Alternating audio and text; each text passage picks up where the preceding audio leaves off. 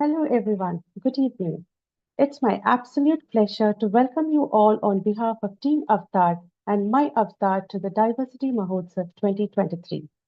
My name is Beena Menon, and I'm your host for the evening. As we start, here are a few hygiene checks for a seamless virtual experience. Please close all other applications on your computer and log out from your organization's VPN to conserve internet bandwidth. We would like to thank our partners, powered by partner Kellogg's Brown and Root Engineering and Construction India Private Limited, supporting partners Genesis and EPAM Systems India Private Limited, and our outreach partner MCCI, Madras Chamber of Commerce and Industries. Our social media hashtags are hashtag Diversity Mahotsav, hashtag Celebrating Diversity.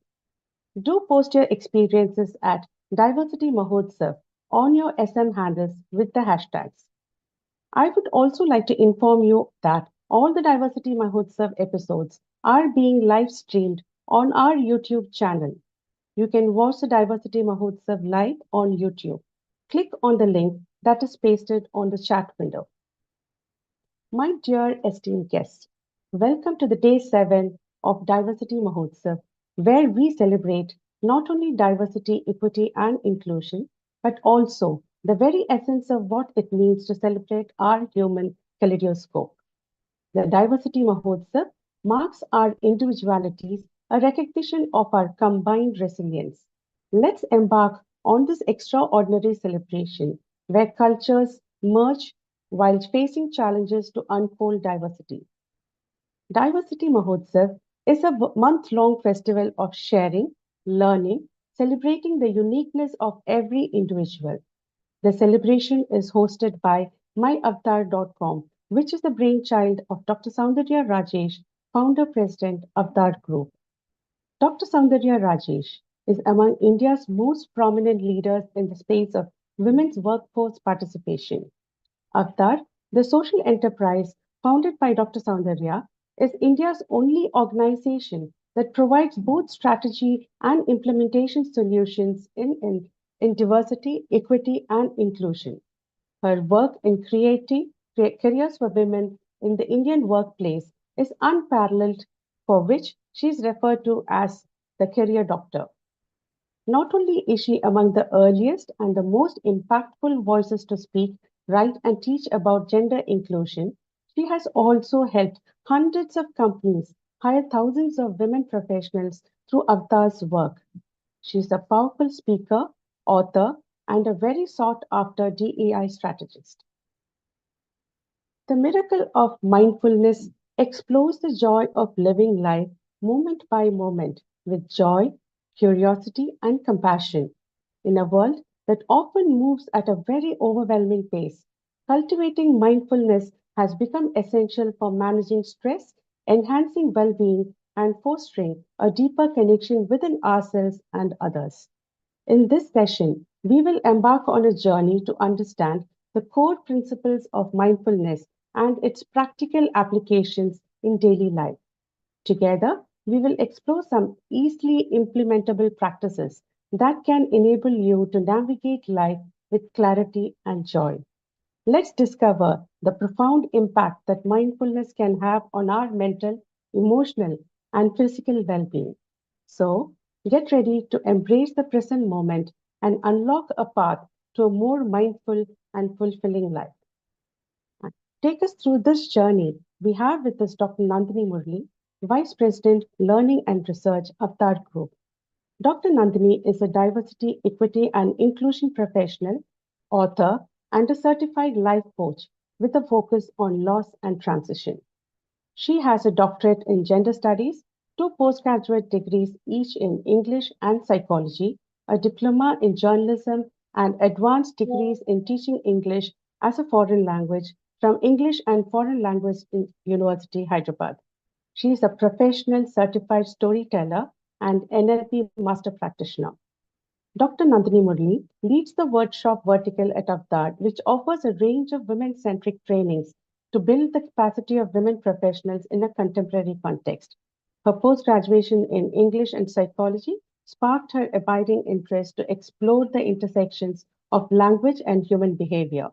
An inclusive language champion, her e-book Language Matters, published on the www.avtarinc.com portal, has been greatly appreciated by corporates for its effective and evocative pursuit of the case for inclusive communication.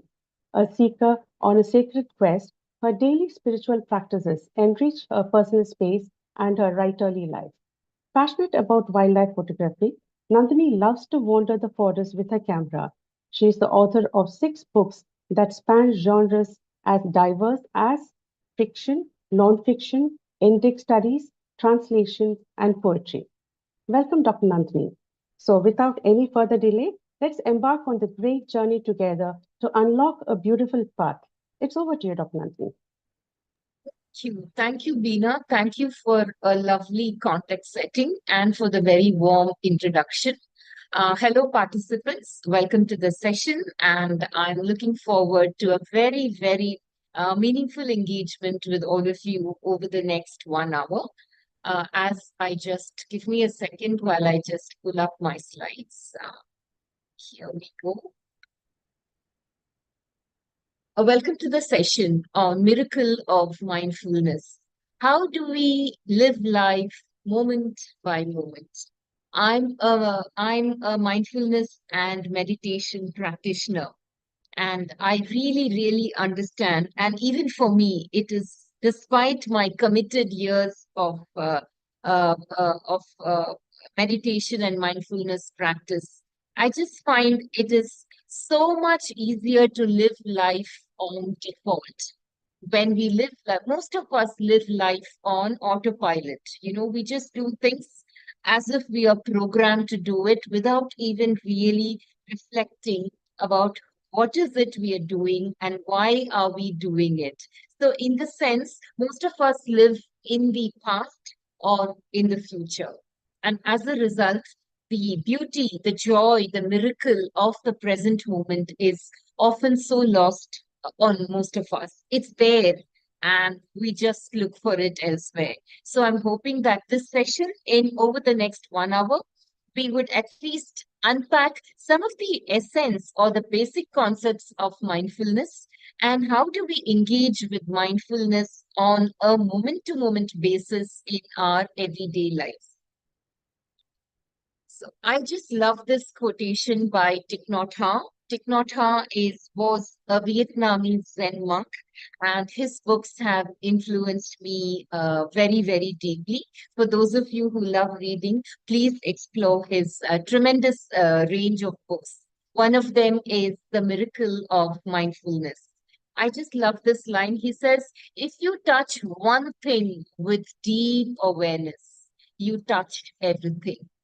And I think awareness, a very deep sense of awareness, is the essence of mindfulness. As we go along, we would unpack what awareness means and how do we embed awareness in every moment of our lives. So I invite all of you to step into a sacred space of learning and sharing. I'd like to reiterate that this is a safe, inclusive, supportive space for conversations, for what I presume would be very sacred conversations. We're all here as co learners, and that also includes me.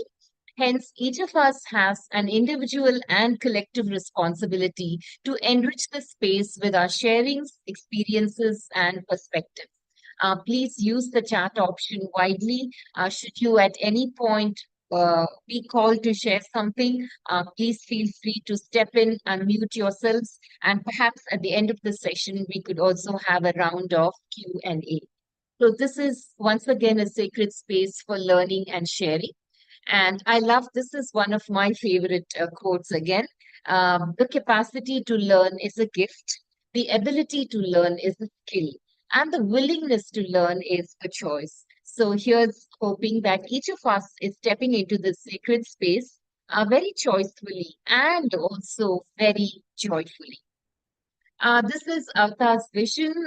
We have, over the years, worked and we continue to work to increase women's workforce participation, develop organizations which are inclusive, create job opportunities for people from marginalized talent pools, and provide analytic support to organizations for D&I initiatives.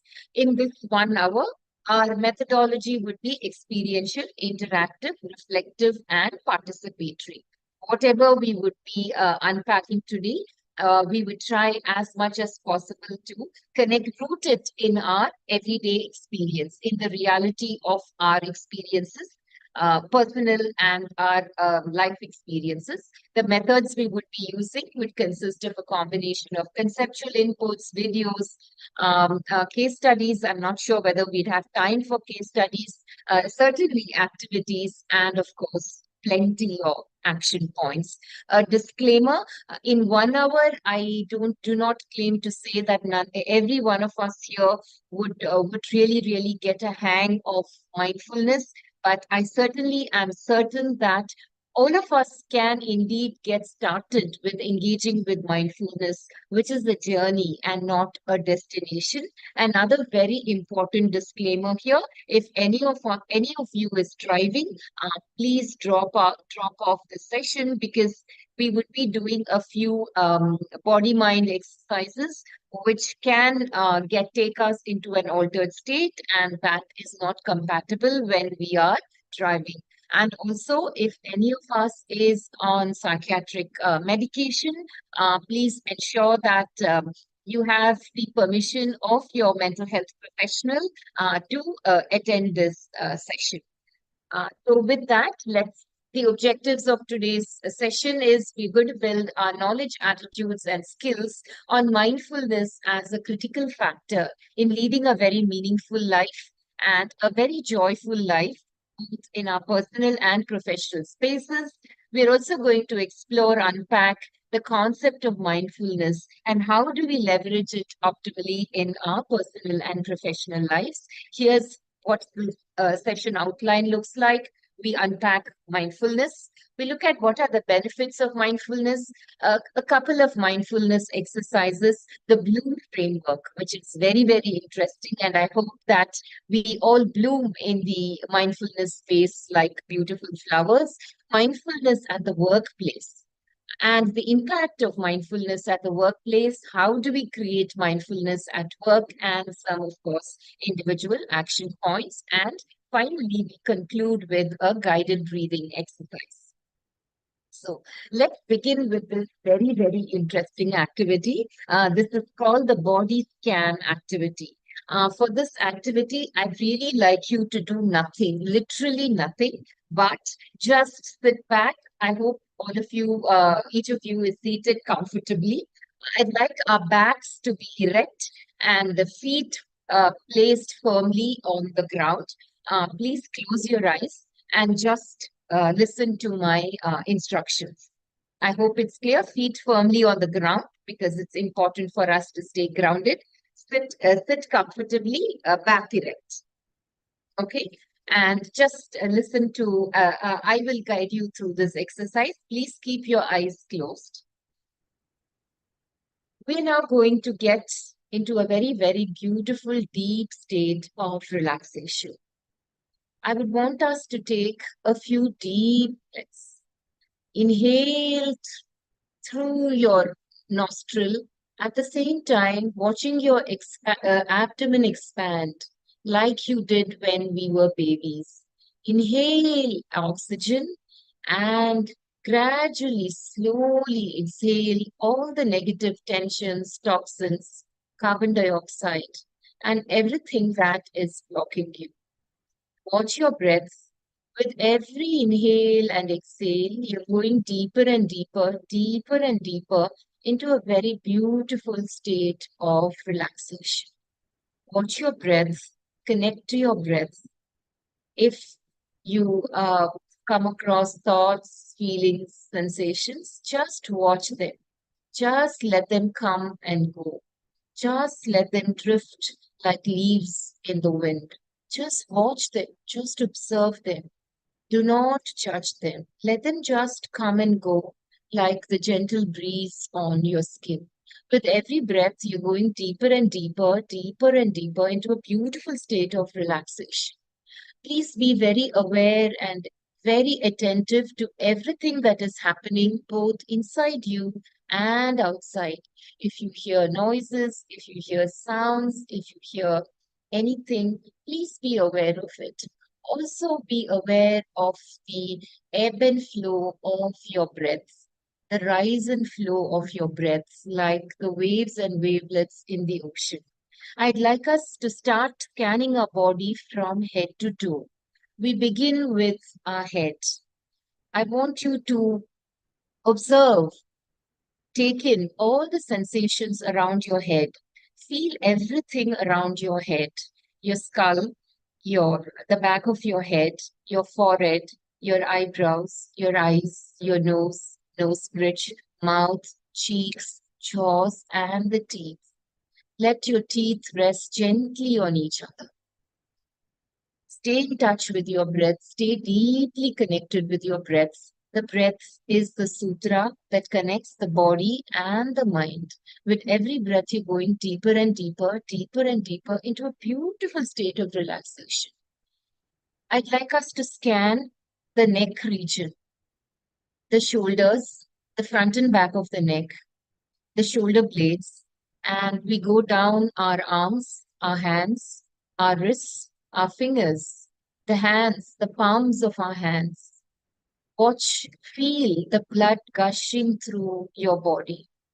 I'd like us to bring our attention to the heart, the center of the heart, the human heart, where love, faith, compassion, joy, and curiosity reside, ticking away, waiting for us to discover them. As you take a few deep breaths, breathe in deeper and deeper, I'd like you to bring your attention to the lungs. Go down deeper to the abdomen, the areas around the abdomen, your stomach, your intestines, the region around your navel, the lower part of your abdomen.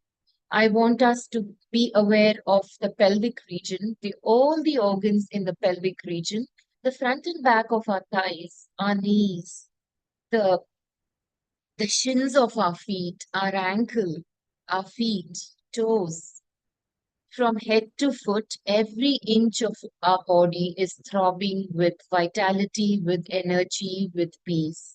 I also want us to scan the back of our body, from the back of our head, the back of our neck, the back of our shoulders, uh, the, uh, our spine, the, the thoracic spine, the lumbar spine, the, the lower spine. I want us to go further down the butt region.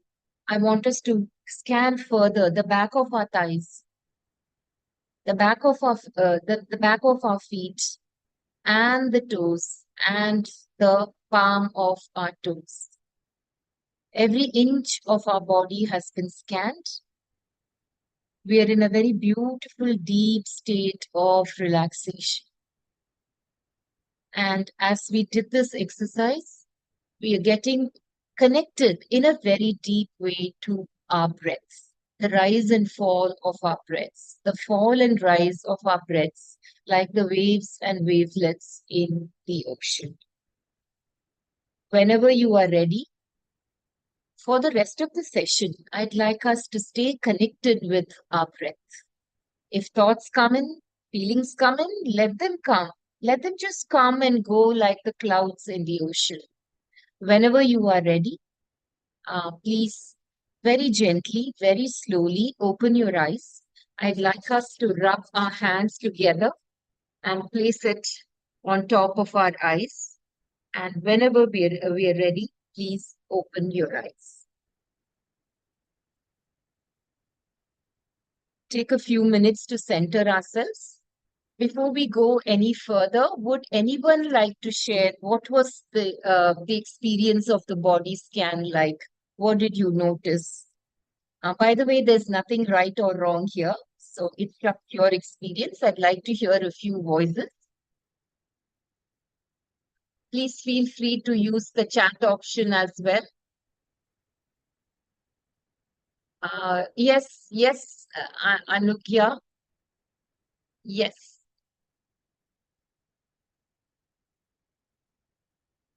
Veena, could you unmute Anugya? She's raised her hand. Veena? Yes, Guru, can Yeah. we do that? Is that possible? I think it's not possible for us to Okay, mute okay, one person. okay. Anuja, can you use the chat box, please? Yes. Just realize everything got relaxed, but the eyes and the back of the skull, okay, felt relaxed. Uh, Nitya, probably if you had been in this state a little longer, you would have probably felt more relaxed. Yes. Pratya says she felt relaxed, and someone felt back pain.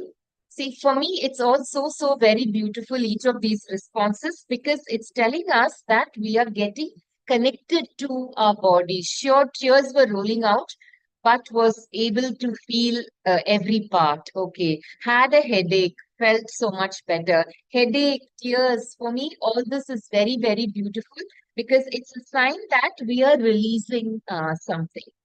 Most of us, we are so disconnected from our bodies because we live too much in our heads. And mindfulness is about moving a little away from our heads and inhabiting the bodies, inhabiting life at a very, very sensory level. So thank you, participants, for your responses. And we go further. So this is again a very quick activity. We will not be using the Menti, but please input your responses in the chat. What is your favorite activity that you do for well-being? It could be simply walking, a weekly catch up with your grandparents, or you can honestly say the word nothing. I hope none of you would come up with these responses, but I'm curious. What do you do? What is your go-to thing to make you feel good? Yeah. Workout, walk barefoot on the grass. Me too. Thank you for that. Journaling, that's again me too. Um, yeah, can we have some more responses, please? Watch the sunset. Me too. I think there's a lot of commonality I share with this group. Listen to music or sleep. Once again, me too there. Working out and walking in the park. Oh my God, I think we have a real tribe here. Wonderful. I'm really wondering, watch the sky, me too, again for that. I love to watch clouds. Balcony garden, very, very beautiful. Listening to music, okay. I'm really wondering, do you all really need to be at this webinar at all? Because all these activities are very, very mindful because they help us to root in the present moment, in the here and now, where so much of life and life's magic unfolds. But for most of us, we are caught in the tyranny of the mind. So we end up living either in the past, worrying about what happened in the past, or worrying about the future. So the mind rarely allows us to be rooted in the present moment.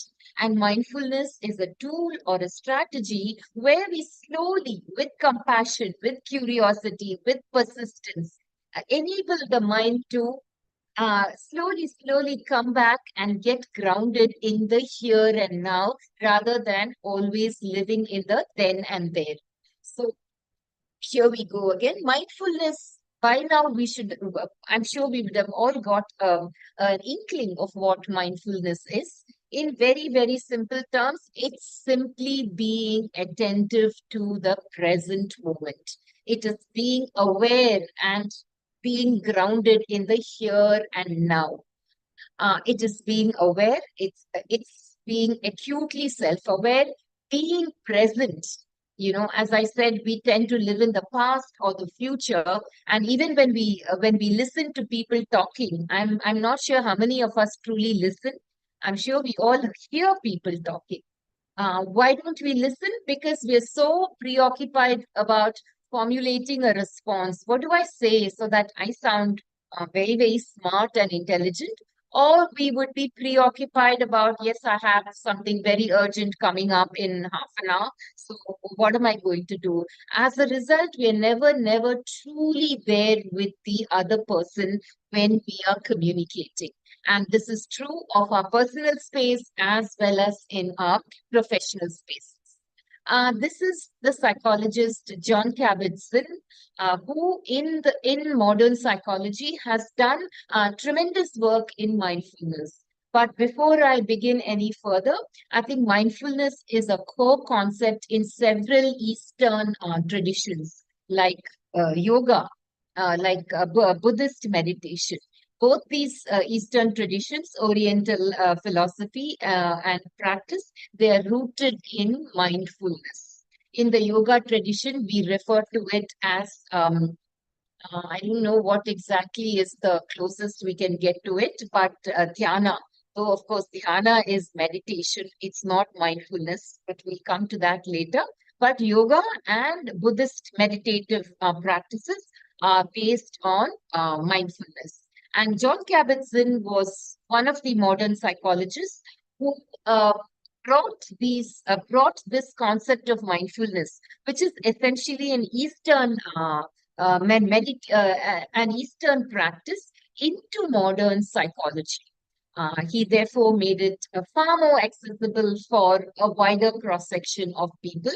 And I love what he says. Mindfulness is awareness that arises through paying attention on purpose in the present moment, non judgmentally. Every word is important here. It's awareness, it's acute awareness.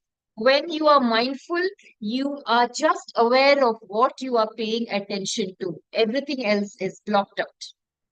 And it arises through paying conscious attention. You choose to focus on that. So it's an act of great intentionality on purpose. That is very important. You make a choice. If you've decided to be here at the webinar, you've made a choice.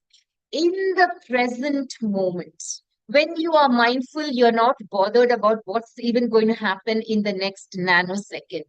And non-judgmentally, I'll come to this non-judgmentality aspect of mindfulness as we go along, because I think it's so, so important to be non-judgmental.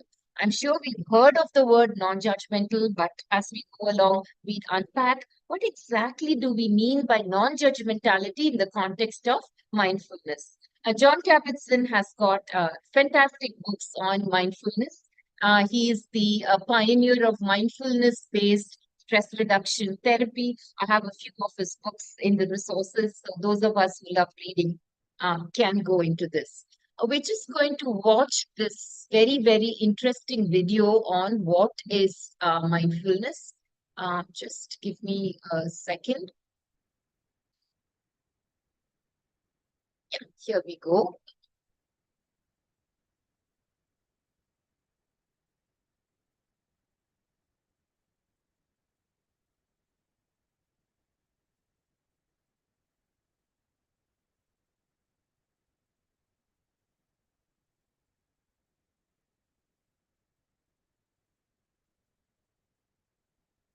Uh, Nandini, this is Lakshmi here.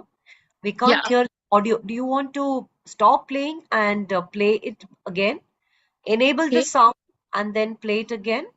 It is embedded, LV, in the deck. Oh, is it? Okay. Yeah, Can, yeah, do you want to start the video all over again? sure, sure. Or Guru, One could you sec. please help her? Guru, if you're there.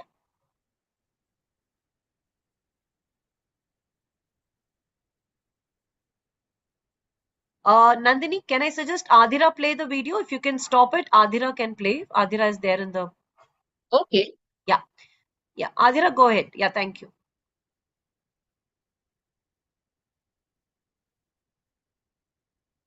Guru, please give access to Adira. She can play the video. Yeah.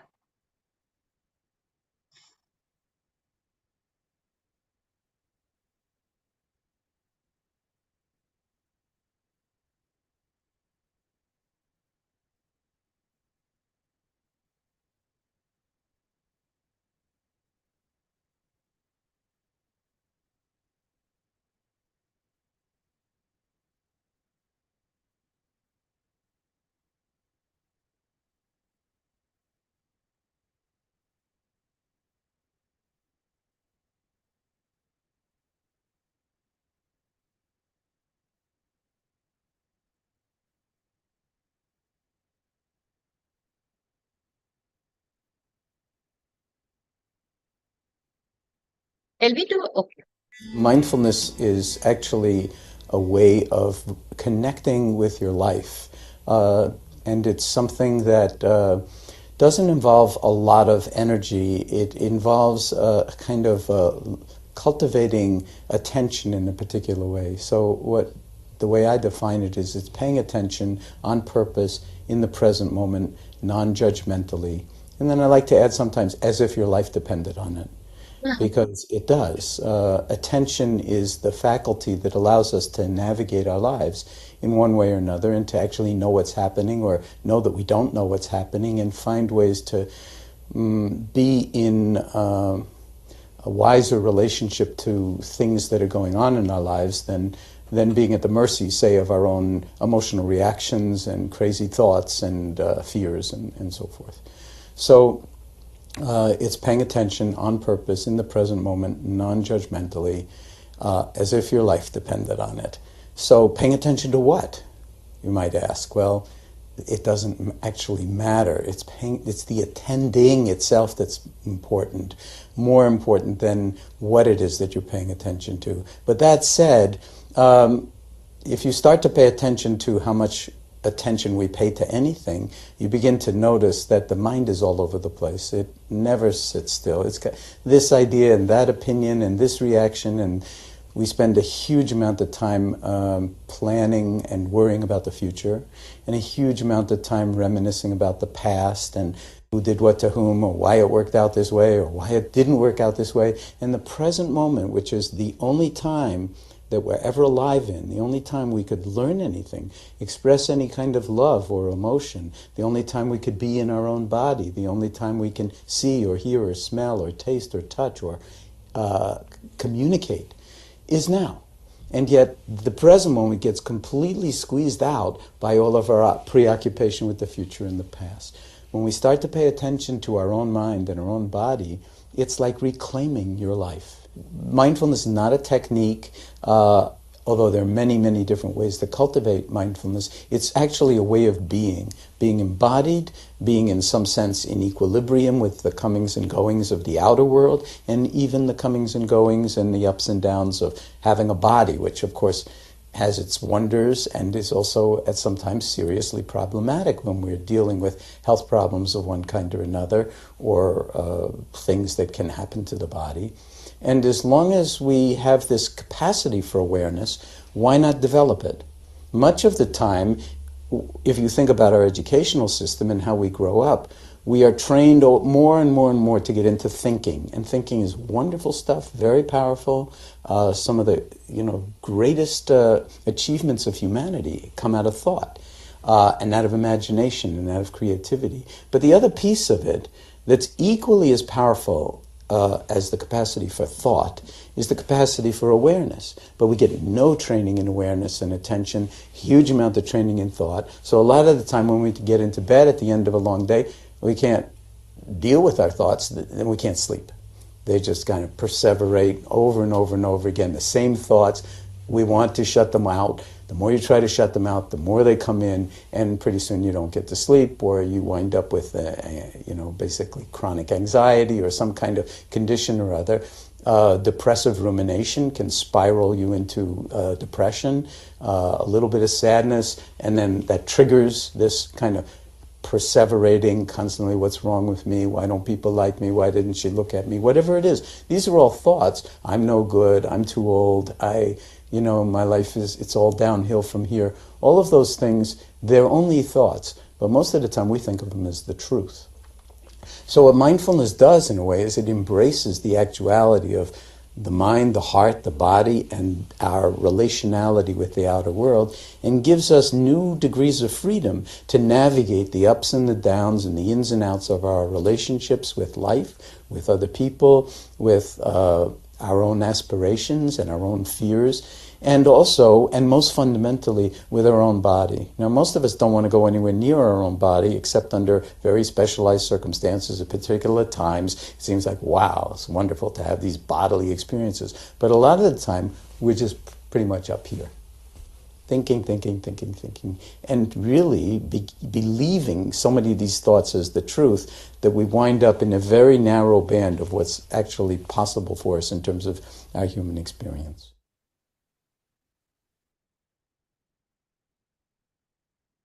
I hope that video resonated with all of us, because every word what he said was absolutely profound. I love what he said about mindfulness being a state of being. And I'm sure most of us overthink, we tend to live in our heads. And as he so beautifully said, we need to inhabit our bodies. And when we find ourselves getting caught up in the tyranny of our thoughts, I'm sure it happens far more often than we would like to admit. One way to stop that thought chain is to connect with your breath. Take a few deep breaths. Inhale and exhale. Simply do it about 4 or 5 times, and then that thought loop gets broken. That's one of the ways you get out of a thought loop. Benefits of mindfulness. It has attracted tremendous interest in recent past, and it is kind of being used as an adjunct therapy for various forms of mental health challenges, like people dependent on alcohol and other substances, people dealing with anger issues, personality disorders, anxiety, and depression. These are some kinds of mindfulness exercise you can do anywhere. One is the body scan, which we did. Also, practice getting connected with your breath. If you really want to stay connected with your breath, please go to someone, a qualified yoga teacher who can teach you pranayama, which is the science of breathing, the set of breathing exercises. And one of the great benefits of deep breathing is that our brain gets oxygenated. So we're able to think with clarity, we're able to remember better, we're able to, be happier, perform well on the job. So great benefits of deep breathing. Mindful seeing, this is something I practice on a day-to-day basis when I take my dogs out for a walk. It's early morning or late evening. So usually the stars are out, and the days when there's a beautiful moon out, I really pause for a moment and literally see twinkle, twinkle, little stars, see the luminous moon, and just sometimes, if I'm lucky, see the moon's rays being filtered through the trees. And sometimes when there's a wind, I just feel the wind on my body and see those dried leaves crackling and getting swept by the wind, or just see a flower in bloom. Look at the flower, because very often we don't see flowers. We see a concept of what we think is a rose, and we actually don't see the miracle of a fully bloomed flower. Can we just, when we see a flower, shut down the mind, shut down our perceptions, shut down our concepts, and just you and the flower? Can you get into a sacred communion like that? That is something I strongly recommend that you all do. Mindful listening. I'm sitting here right now doing this webinar, and there's a strong wind outside, and the wind chimes are twinkling, they're tinkling, and I'm hearing the very beautiful wind chimes, and it reminds me of someone I truly loved and lost. But it's not sadness, it's a lot of joy because that wind chime meant a lot to this person I'm talking about. Mindful breathing, we just discussed this, and then five senses exercise, which I'll be taking you through later. This is the Bloom framework for how do we practice mindfulness. It's an acronym for breathe. When you breathe, you can breathe through your nostrils or you breathe through your abdomen. When we were kids, we really knew the art of breathing. Every time we inhale and exhale, the abdomen expanded. But right now, most of us breathe very shallow. It's just we're not even mindful when we breathe because it's something that is done on autopilot. So can we breathe mindfully? Connect to our breaths because the breath is what connects the body and the mind. It's a thread, it's a sutra. It holds the body and the mind together. So can we breathe more mindfully? It needs practice, but trust me, you practice and practice, practice, practice. Don't worry about the outcomes and you'll be there. It's a journey. I cannot promise that you will just get it in one day or 1 year, but trust me, get started. Listening. You can listen to music very mindfully, enjoying it, or listen to external noises. If there's music even in noise, then you can observe. Very, very important. Supposing you're sitting on a desk, run your hands across the desk or wherever you're sitting or on a wall, or take a piece of stone and actually feel it. Feel the grain, feel the texture, or look at the palms of your hands and feel it, touch it, because touch is such a powerful sensation. And then, of course, you can occupy. You can occupy yourself. Some of you mentioned journaling, some of you mentioned walking on wet grass, eating mindfully, drinking mindfully. We just eat on autopilot, right? Can we eat mindfully? What do I mean by eating mindfully? Actually, see the food, see the color, enjoy, appreciate, savor every morsel, chew it, just be with that joy of eating, not eat and just go because yes, it's the end of the day and you just want to crash into bed. That's how we look at eating. I would strongly suggest, if you really want and move, of course, you can do yoga, you can do mindful walking. What do I mean by mindful walking? We just walk on autopilot like we live our lives, but mindful walking is you are aware of every step that you take. You're aware of the muscles on your leg tensing up. And you're aware of every breath. When you walk fast, when you walk slow, how does your breathing change? You're aware of everything. And when we are mindful, we are not bothered about outcomes. We are just doing activities for the sake of doing an activity. But for most of us, we do activities because we think it's a means to an end. Let me give you an example. Most of us, we get out of bed. Usually, it's by the time we get up, it's so late. And then brushing, it's just done in a very matter of fact way because it's already late and you have to gulp that coffee or whatever that kickstarts your day. But can you brush your teeth mindfully? I do this every day. And trust me, it works. So, what is mindful brushing? It's a great way to start being mindful. When you brush your teeth mindfully, you just brush your teeth for the joy of brushing your teeth, not to drink your coffee or whatever or whatever. So, how do you do it? Take the brush. When you take your brush, look at the brush, the texture, the color. All this takes just 2 minutes, by the way. And then when you have the paste on the brush, look at the color of the paste, you know, and then the water, when you put your hands under the water, feel the coldness. And then when you brush your teeth, feel the froth of the paste in your teeth. Brush up and down, sideways. So the whole thing. And you do it very, very slowly. Trust me, it takes only 2 to 3 minutes. You can time it and then gargle your mouth, and then you watch the water swishing inside your mouth, and then you gargle, and then there's such a fresh sensation in the mouth.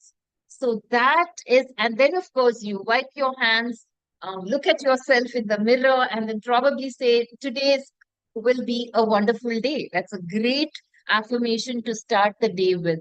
So that's mindful brushing your teeth. Trust me, this is one of my favorite activities in the day. At least for those 2 minutes, you can be certain that you will just be with the act of brushing your teeth. So this is the Bloom framework: breathe, listen, observe, occupy, and move. You can use each of these activities as standalone or use them in combination, whatever combination. This is another five senses exercise. We may not have time to do it now, but I'll just quickly take you through this. It can be done anywhere, anytime. It's a great mindfulness activity. So notice five things that you can see. Choose something you don't normally notice, like a design on the wall or a small crack in the concrete. Notice four things that you can feel. Could be the texture of your dress, the feeling of the breeze on your skin, the smooth surface of a table you're resting your hands on. Three things you can hear: chirp of the bird, the hum of the AC, the faint sounds of traffic from outside. Two things you can smell. Bring your awareness to smells that you usually filter out. It can be pleasant or unpleasant. For example, a breeze carrying a whiff of jasmine flowers bloomed outside, smell of a fast food restaurant on the street.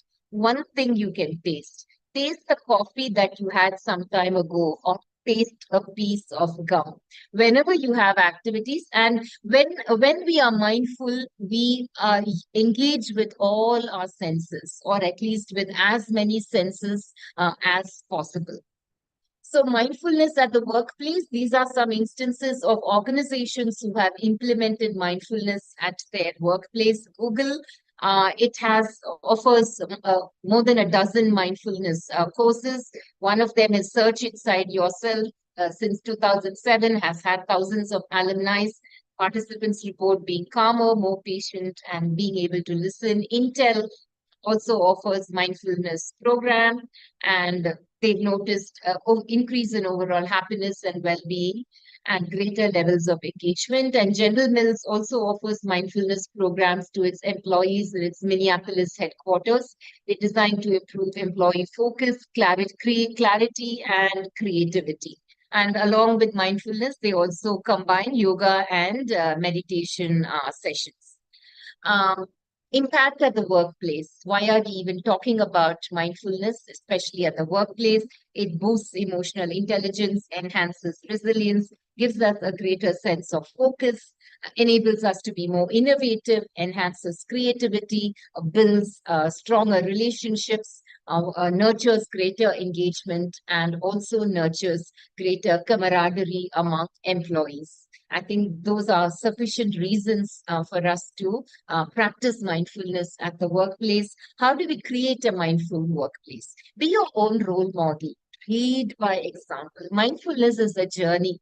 It's a destination. I've been engaged with mindfulness for the last 15 years, and I'm still discovering, still learning. It's joyful, and I know how impossible it is to be free of thoughts, you know. But when thoughts come, that is something very important about mindfulness. What John Cabot said, Zinn said, we need to be non-judgmental, especially in the early stages. When we practice mindfulness or meditations, you'll be bombarded by thoughts. I will give it to you in writing, but let that not discourage us, because the more you try to control your thoughts, the greater they will harass you. So when thoughts come, you need to observe it non-judgmentally. Non-judgmentally, I mean, we don't brand this, oh my gosh, thoughts are bad, I shouldn't have thoughts. Don't dislike thoughts. Neither love your thoughts. Just be an observer. When you observe, you notice, you are aware, but you don't start interpreting. You don't start giving it a label. Just be aware. Yes, thoughts are coming, let it go. Don't get attached to the thoughts. When you just let it go, the thoughts feel, oh my gosh, she's not worrying about me at all. So it feels neglected and it'll just go. The more you focus on your thoughts, the greater it will persist. So that is being non-judgmental. And you need to be a witness. The yoga tradition talks of Sakshi Bhava. You need to be a witness. Be aware of what is happening inside you and outside you. Be aware, but don't start interpreting it. Don't get into that uh, chakravyuha, and then you start going round and round and round. So be a sakshi, and the yoga tradition also says we need to be a sakhi. You need to be your own best friend. We are experts at being others' best friends. Be a sakhi to yourself. Be your own best friend. Be compassionate. Be non-judgmental. Be curious, and that's the way you move forward. Impart your knowledge on mindfulness. If you've been a mind long been with been a mindfulness practitioner, enable others to also get onto the path. Tell them, yes, it's challenging, but I've walked this path, and if I can walk this path, so can you.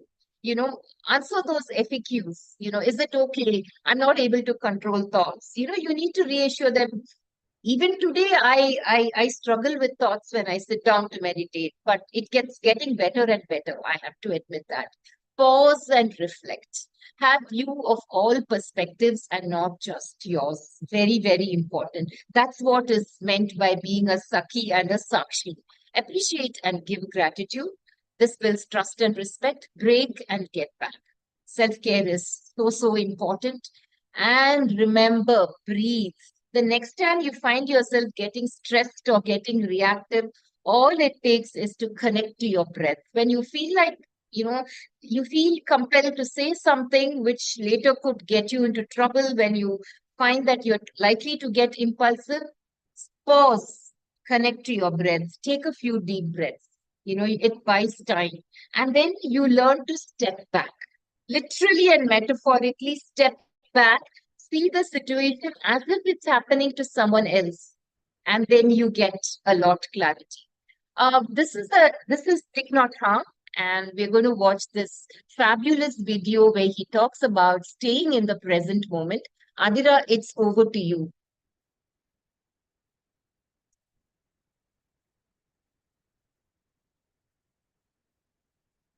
In the here and the now.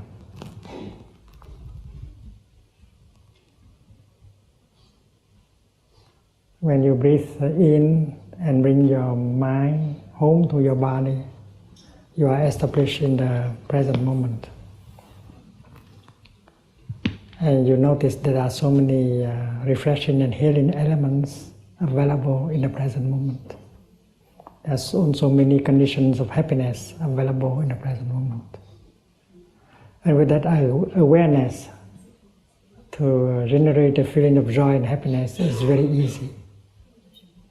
That you can do in order to nourish yourself. To nourish yourself with joy and happiness. So that is the first thing you encounter when you go back to the present moment. The second situation is that when you go back to the present moment, you might encounter a feeling of pain, a feeling of a painful emotion that is in you.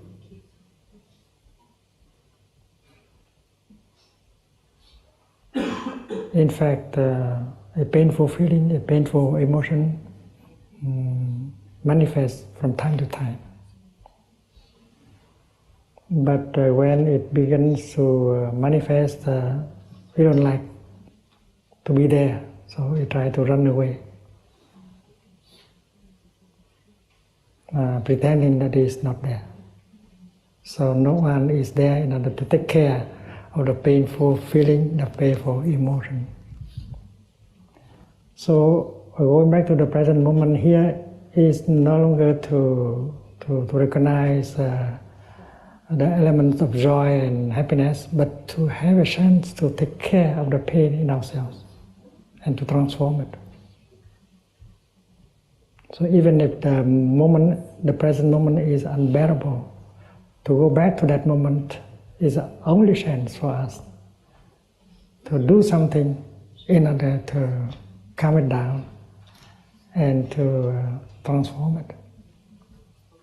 Most of people don't do that because they're afraid that when they come home to themselves and touch the pain inside, they will be overwhelmed by the suffering. And that is why their practice is to run away. Imagine something about the future to forget. Go back to the past to forget.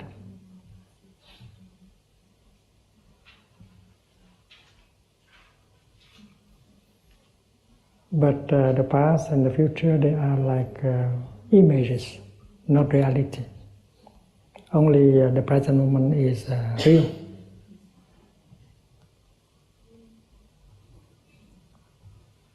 Many people try to cover up the pain inside, not only by going back to the past or running to the future. Imagine that there will be some hope, some end of suffering in the future, but that cannot last long. And most people try to cover up the suffering inside by the practice of consumption. We read magazines, we watch television, we find something to eat, we listen to the music, we pick up the phone to talk. Everything we do because we hope that by doing these things we don't have to confront the suffering in us. And we allow that pain to continue to grow in us. So the practice of mindfulness helps us to go home to the present moment. Even the moment is not pleasant, but it is in that very moment that we can understand the suffering and that we can find a way in order to calm it down and to transform it.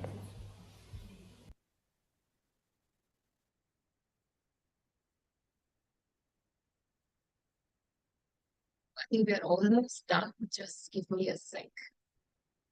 I loved what he said. There's one thing which I like all of us to keep in mind. He said it's not easy to be in the present moment because we also have to confront our pain and suffering. And most of us, default, we'd like to avoid our pain and suffering. When there's pain or suffering, we find something to do, something that will help us avoid it, at least temporarily. But then, as we all know, what we avoid persists. And there's a very beautiful line he said, when we are very easily able to ground ourselves in the present moment, it's like coming home to ourselves. All our lives we spend searching for things which all along lies inside us. If you've read The Alchemist by Paulo Coelho, the story of the shepherd boy Santiago, he looks for a treasure which he thinks is at the base of the pyramids, and he travels across the desert. And at the end of it, he realizes that treasure which he's seeking outside is actually within us. And I think each of us, when we are able to effortlessly ground ourselves in the present moment, also awaken to the treasures that lie within us. So some individual action points, how to practice mindfulness. Drink your favorite beverage mindfully. It could be fizz or steam. Wash your hands mindfully. I talked about brushing teeth mindfully, bubbles or froth. Own an art book and color mindfully. There are wonderful adult coloring books. They're great to practice mindfulness. How do I know? I've used them. Keep a journal and write your thoughts mindfully. Poem, poetry, prose, whatever. Again, I've been there, done that. Observe something new in a loved one. It could be giggles or wiggles. Give gratitude mindfully and let your gratitude offering be generous and gracious. Do one thing at a time. Create or recreate. And especially us women, I think we've been bitten by that bug called multitasking. I think when we multitask, we are not at all mindful. So once again, drop multitasking because it's the enemy of being mindful.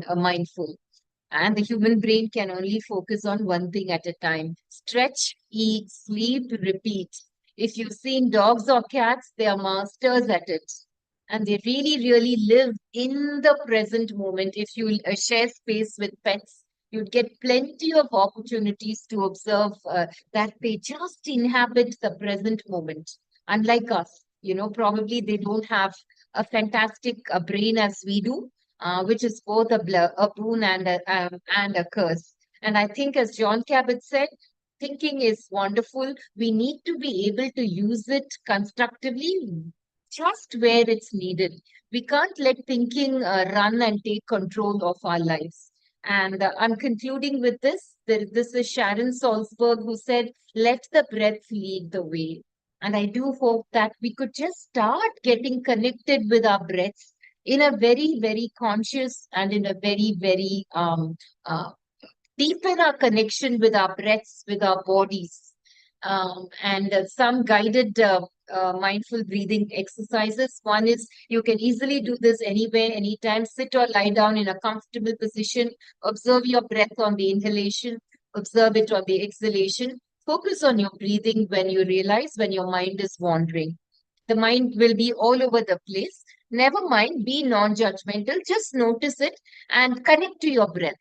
And of course, in the next second, it will go. Every time it goes, let it go. Connect to your breath, come back. And be very non judgmental, be very curious, be very compassionate. After almost 20 years of meditation, my mind still goes on a spin when I sit down to meditate. But the oscillation, the frequency, the intensity, the duration has come down. So I'm concluding with this beautiful line by Eckhart Tolle, which really sums up the essence of mindfulness. Most humans are never fully present in the now because unconsciously they believe that the next moment must be more important than this one. But then you miss your whole life, which is never not now. And that's a revelation for some people to realize that your life is only ever now. So I do hope that from this moment onwards, all of us would learn to live joyfully, mindfully, choicefully in the here and now, which is where the miracle of life begins to unfold, and not in the then and there. One is dead and the other is yet to be born. And these are a couple of resources which have made a huge impact on me, sharing them with you. The Power of Now, this is a classic. It has to be read not once, but millions of times. Question answer format, very easily accessible. Thich Nhat Hanh, The Miracle of Mindfulness. It's a beautiful book. The language is absolutely beautiful. And then, of course, Mindfulness for All, which is George Kabat-Zinn. So thank you, participants. Thank you for your time. Thank you for the effort in showing up. And I would love to take questions, if any. Over to you, Meena. Thank you, Dr. Nandini, for such a beautiful and enriching session. Any questions? I don't think that's anything that has come up, so I think we'll just go on to close the session now. So thank you, participants, and our deepest gratitude to each and every one of you for joining us on this insightful journey today. Mindfulness is not just a concept, it's a practice that invites us to be fully present in each moment. I hope the insights shared today empower you to bring mindfulness into your daily life, fostering a sense of peace and connection. Diversity Mahotsav is special because of all of you. I would once again like to thank our partners, powered by partner, Kellogg Brown and Root Engineering and Construction India Private Limited, and supporting partners, Genesis and EPAM, and our outreach partner, MCCI, Madras Chamber of Commerce and Industries. Our social media hashtags are hashtag Diversity Mahotsav, hashtag Celebrating Diversity. Do post your experience at Diversity Mahotsav on your SM handles with the hashtags. On behalf of Team Avatar, I thank each one of you and welcome you to the next 9 days of Diversity Mahotsav. Please remember, Diversity Mahotsav is between December 1st to 22nd only on weekdays between 4 and 5 p.m. As we draw close to the day, I'm going to request you to take a couple of minutes and provide your feedback on today's session. I request my colleague to bring up the poll.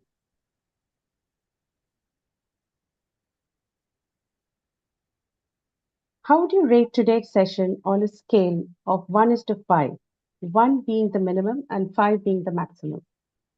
How would you rate our speaker's session on a scale of 1 is to 5, 1 being the minimum and 5 being the maximum? Is there anything else you wish the session covered in today's topic? Would you like to suggest a topic that you wish to hear from us during Diversity Mahotsav? If yes, please give your suggestion in the text box. What is your key takeaway from today's session? I would like to give a couple of minutes to give you all the opportunity to participate in the poll. We have another exciting session planned for you tomorrow, December 13th, titled Allyship Understanding Privilege by Rahul Murdeshwar, Senior Accounting Director, Dove India. Please join us tomorrow. Please visit www.myavatar.com to explore various opportunities and activities that celebrate diversity. If you have not registered at myavatar.com yet, do log on to myavatar.com portal and register yourself now.